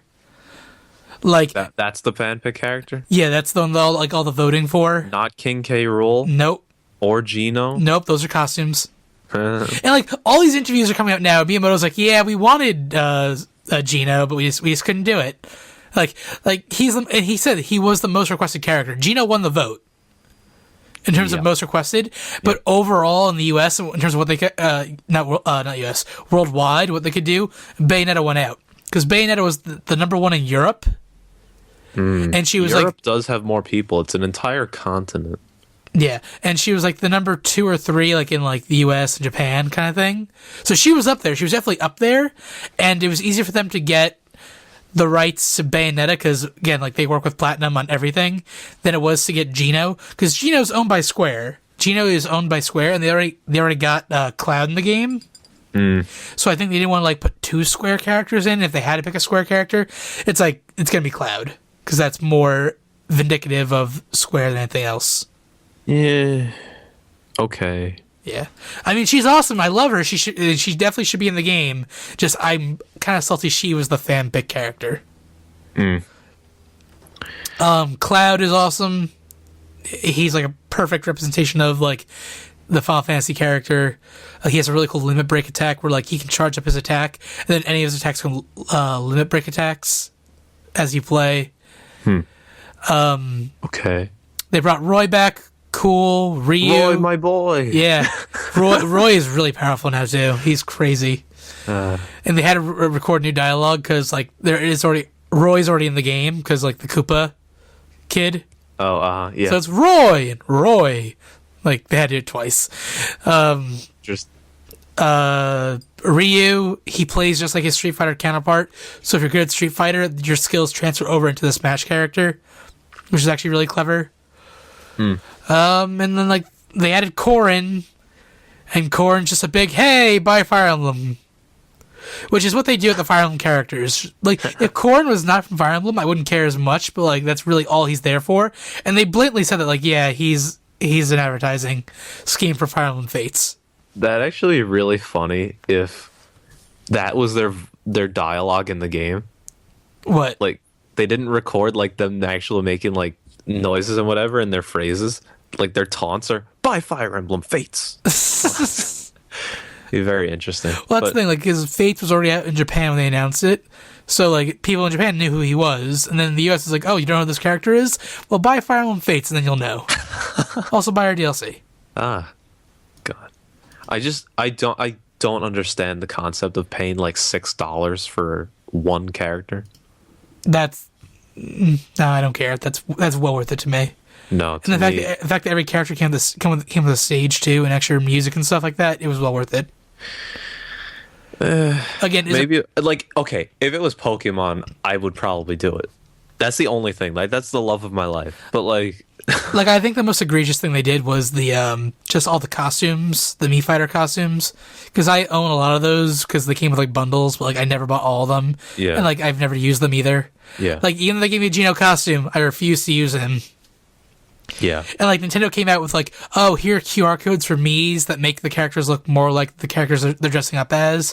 It's like there's a Geno Mii QR code out there on Nintendo's website. Then you put the Geno clothes on him, he looks a lot like Geno. It's still not Geno. It'll never be Geno. It's a shame. I just like the day they announced the final characters on stream that day. I just had a rip Geno like tombstone in the corner of my stream that day. It's justified, man. It is. It's sad. It is. Oh well. But we got that. Yeah, but you. So wait, you haven't played any of them then? Roy, my boy, I've played him because I think Pete had him. Okay. And Lucas, you've played too, I think. Oh yeah. Yeah, I mean, because that's basically Ness, just slower, more powerful. So I can play him pretty well. But I played Ryu like once, but Fong plays him. Like Ryu's OP. Oh my god. Well, let's think. Fong is good at Street Fighter, and if you're good at Street Fighter, the skills you use in Street Fighter are the button inputs for Ryu.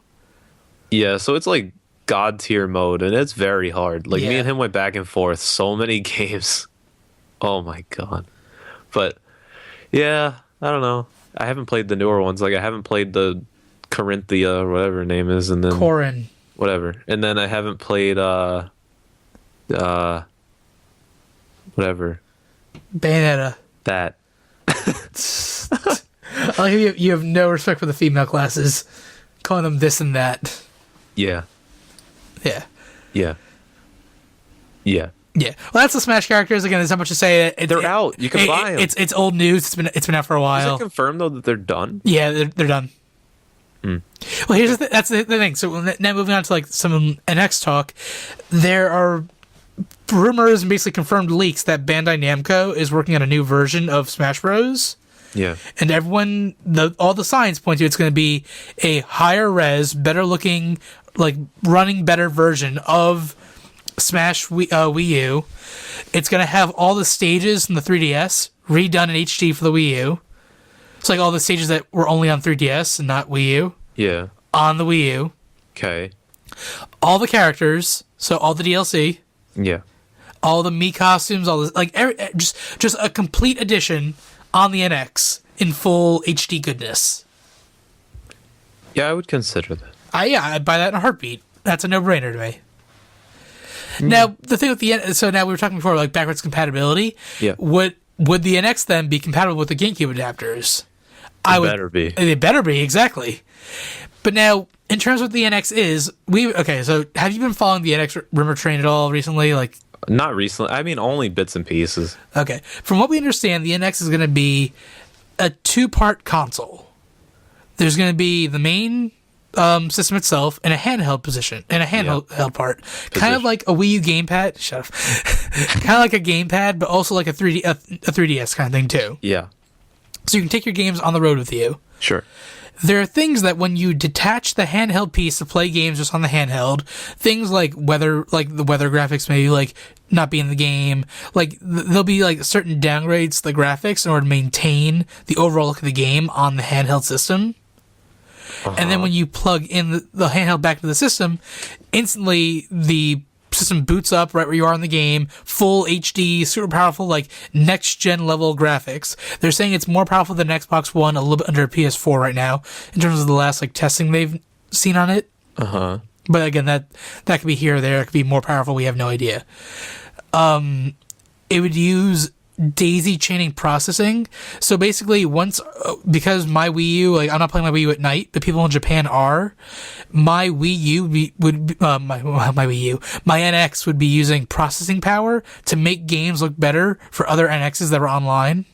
That's really bizarre, though. It is really bizarre, but it's a very unique idea. This is an idea that was patented by Nintendo. This is confirmed that it would daisy chain. You could daisy chain NXs together to become more and more powerful.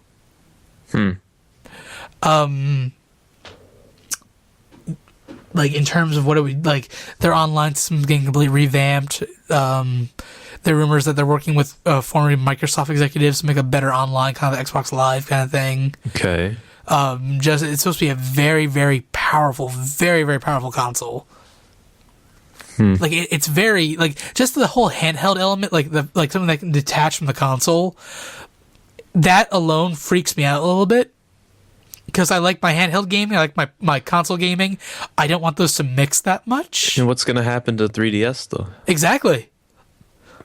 That can't be true then, because they're pushing the 3DS stuff. They are. But here's the thing: what if it has a slot for the 3DS where you plug in your 3DS and boom, the processing power of the 3DS is making the NX even more powerful. But I don't know. Like, I mean, how much would that cost? We know the Wii U gamepad. That's the most expensive part of the system.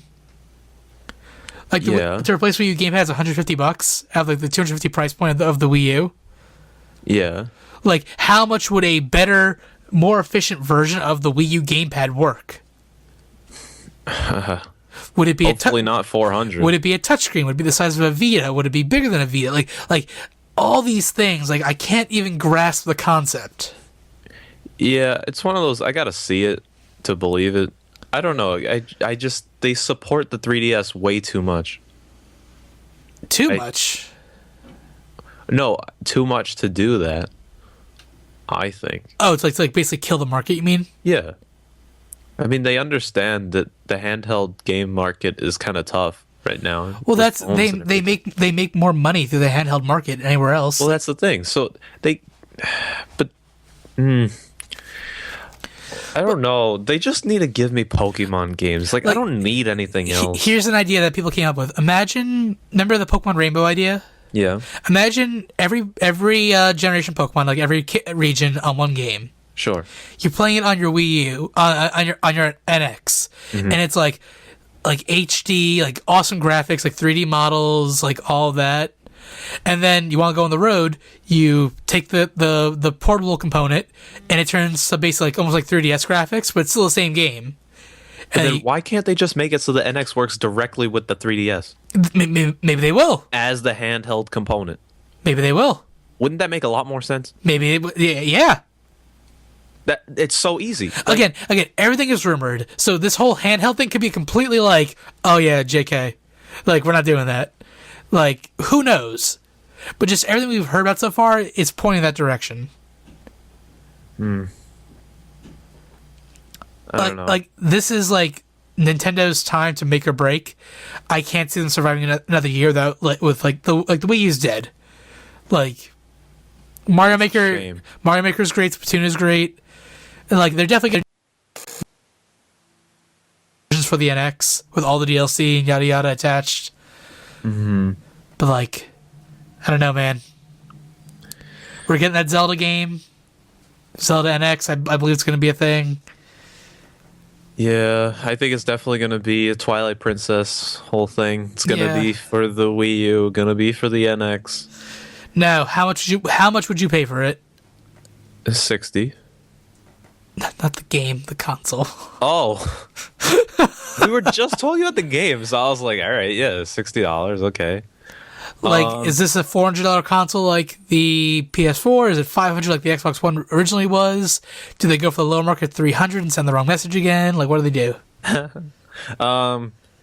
I think it would have to be $400, right? Yeah. That's what I'm thinking too. If it impresses me, I'd be willing to pay $500, but like, it needs to be something revolutionary.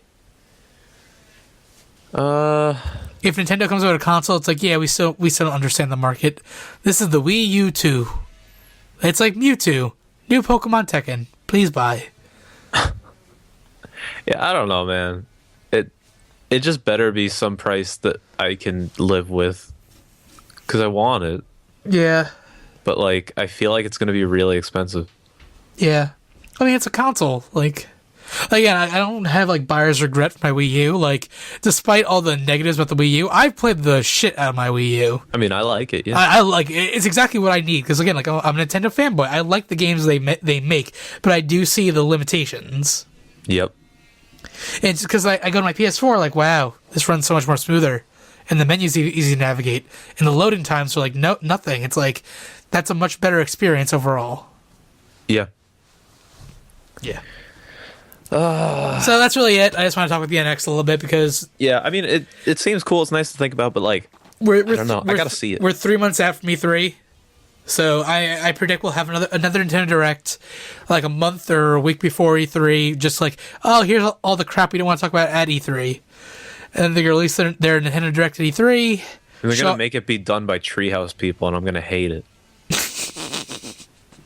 That's all I'm saying. You hate the Treehouse so much. They're so useless. I just don't like how, or like, again, like they're obviously like reading like scripts from Nintendo, and like they have to be over like, oh my god, that's Yoshi. I like Yoshi so much. He's always my favorite Super Smash Bros.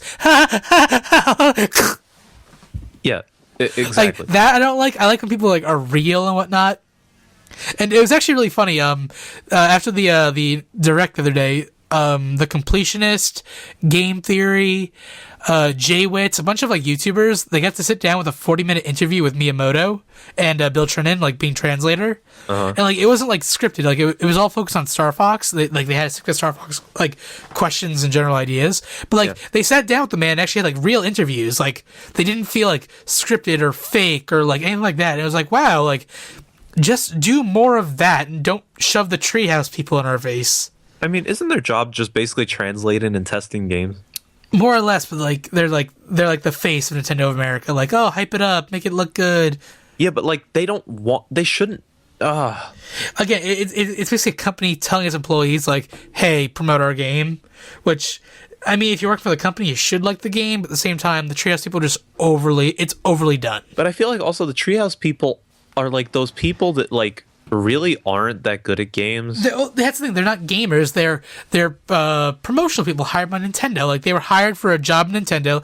Like, hey, we need a good personality that you look good on screen. You're articulate and you can like play these games. Yeah, and like they really like that's not what I want to see. Like that's why like the Asian girl has a name that's easy to pronounce. It's not like Konnichiwa. It's like Ashley. Like, hi, I'm Ashley from the Treehouse. Oh, I love Kirby. Like, good. That's what Nintendo wants. That's like people don't talk like in America like, oh, I'm gonna get you, oh, the banana, god dang it. Like that's the image Nintendo wants their employees to have. It's so stupid. Where like Treehouse people are dumb. In real Mario Kart, be like, fuck the blue shell. Yeah, and they're just like, I'm having so much fun, yet I went from first to last.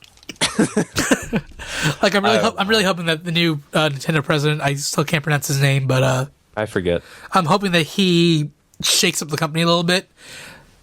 makes their PR in America a little bit better. If he fires the Treehouse people from doing promotions, I will love that man so much. Like, if you ever watch like the directs in Japan, like every country gets a different direct with different games. Okay. Like the executives in Japan, they don't have like a Treehouse thing. It's just the designers, like the programmers, the game makers, and they are genuine. They get into they do like these little funny videos in the directs. That's how it should be. Exactly.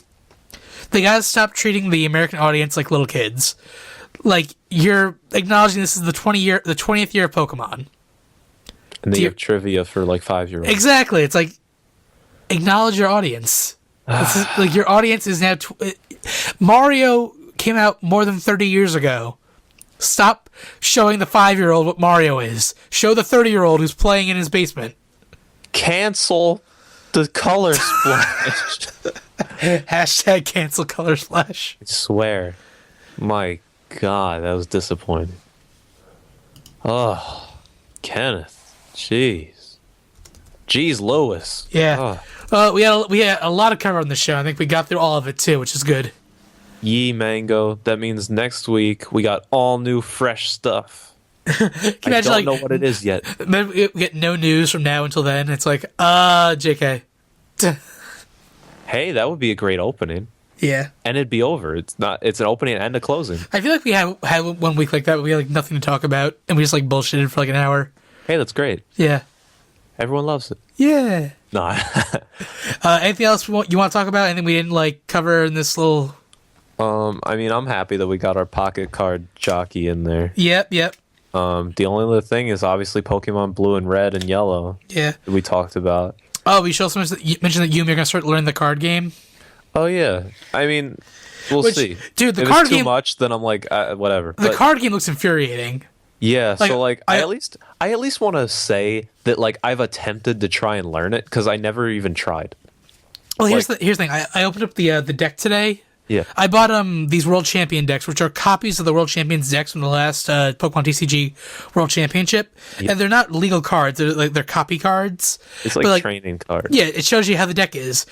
I went through the deck. It's all trainer cards and energy cards, except like there's a Wailord EX, 2 Jirachi EXs, 2 Shaman EXs, 2 Executes, a Mewtwo EX, 5 Keldeo EXs.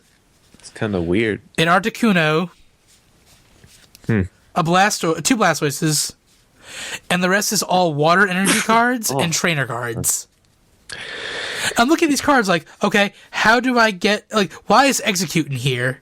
When his... I mean, the funny thing is, like, I don't even know the end goal. Neither do I. And, like, I'm looking at this, okay, Keldeo, he has one move called Secret Sword, which is 3 normal energy. There's no normal energy in this deck. How do you use Keldeo? Maybe it's for show. Maybe, like, it has an ability, but can I just is it like Yu-Gi-Oh, where like, do I need to like sacrifice a Pokemon to play a Pokemon? I have Execute here, who again, it's a grass type, and this entire deck mostly water Pokemon. Here's Mewtwo, only psychic energy. Like, I don't understand this. Like, I need to like watch how this kid played this deck to understand what he did. Yeah.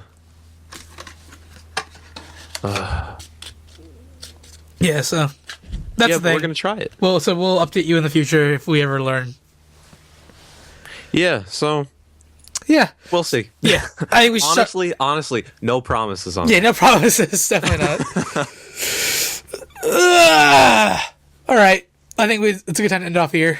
We've been going long enough. Joshy, thank you once again for being on the show, sir. Yo, I mean, I'm half the show, so I know, just it's gotta be. Yeah. I don't know. I enjoy doing this with you. I feel like we always have a good time. Yeah. So. Yeah. You're great. It's fun. It's always a good time. It's the JK podcast. That's where we talk about stuff and joke around and have fun. Yeah. Yeah. And guys, let us know what you think of this format. We're going like this is a much more like kind of like we have like a layout run of us now of what we want to talk about. So we're very. It's not as ad hoc, to use a very proper term. Yes. We're ad-libbed. No. I know the joke. What?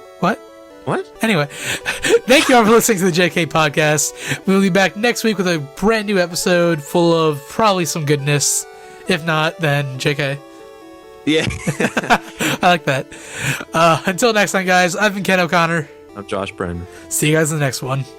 Signing off.